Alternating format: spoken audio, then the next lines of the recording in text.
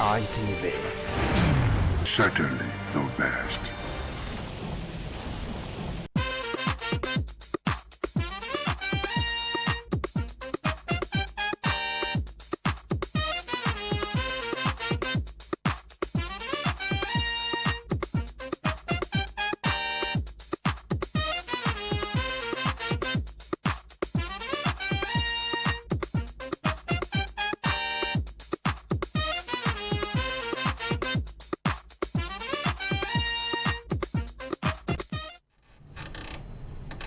Good afternoon and welcome to your favorite current affairs program, 60 Minutes Nigeria.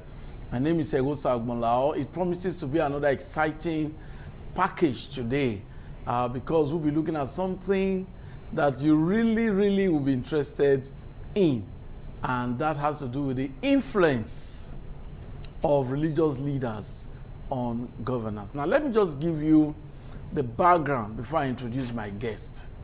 Now, on the 1st of February, 2026, His Excellency, Distinguished Senator Monday Okpebholo, Governor of Edo State, was in Living Faith Church, Ira, to attend the church and to receive prayers.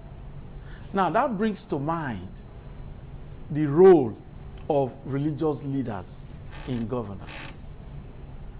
How many religious leaders are actually involved in influencing the leaders to leading right, in supporting the leaders to leading right?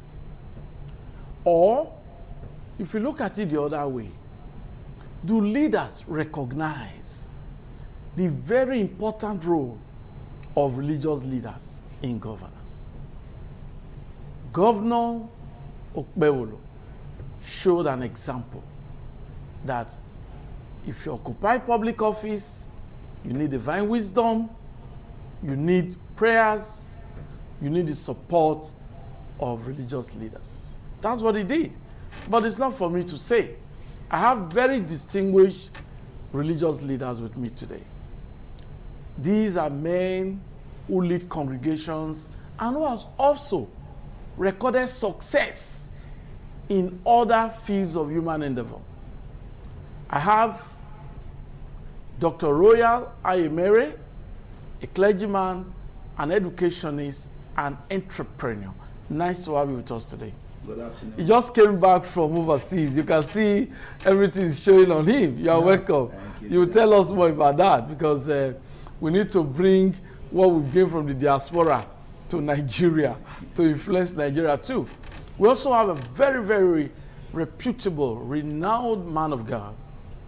He's a man that prefers to be called a farmer because he's involved in farming, and he has also empowered so many. Bishop Lucky Omonabiese. Bless nice you, to have you we'll give God praise today. Okay. Now, like I said, I've given you the background, and you'll be seeing the clip shortly. And I'm going to start with Dr. Roya, who is also an educationist as well. Do we really need the influence of religious leaders on governance? Thank you very much. Good to know you are the viewers. Okay. First and foremost, in governance, we need everybody. Okay. We need the politicians. We need the day-to-day everybody in society. Okay. Now, we cannot overemphasize the role of religious leaders in governance for so many reasons. Even in the Bible days, for somebody to become a king, a prophet must endorse him. God speaks to the prophets. Go and anoint so and so to be king over my people. That was how David was chosen. That was how Saul was chosen. Okay. That's how a lot of them were chosen. Because religious leaders are people who carry divine presence. Okay. They are not just ordinary people. They are needed in governance. They are needed as fathers. They are needed as mentors. They are needed as counselors, as spiritual guides, so that leaders, political leaders, do not err. And at the same time, they know what to do. Because sometimes people who follow political leaders are just there for what they want to gain. Okay. But religious leaders are there for the people. They help these political leaders to know what they ought to do because they relate more with the masses. They have their ears on the ground.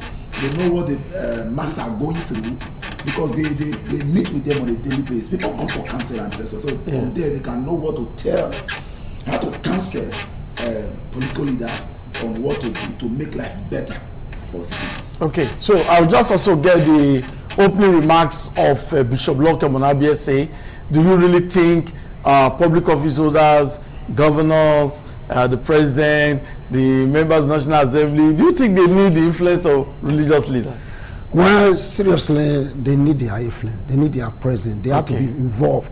They have to give the spiritual counsel and physical counsel. Okay. They have to guide them so that they can deliver their promises of campaign when they were campaigning for the other office. They have to guide them through prayer and everything.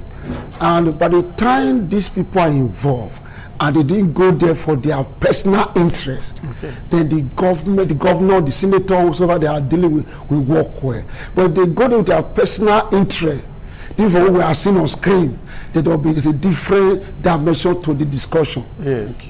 Okay. So now, on the 1st of February, the governor of Edo State, as I told you earlier, was at Living Faith Church, Irua, and he received prayers. So I'm going to ask Dr. Royal. Now, I know that leaders do ask for prayers, but sometimes they just say, oh, please, everybody should pray for the governor. But this is a governor now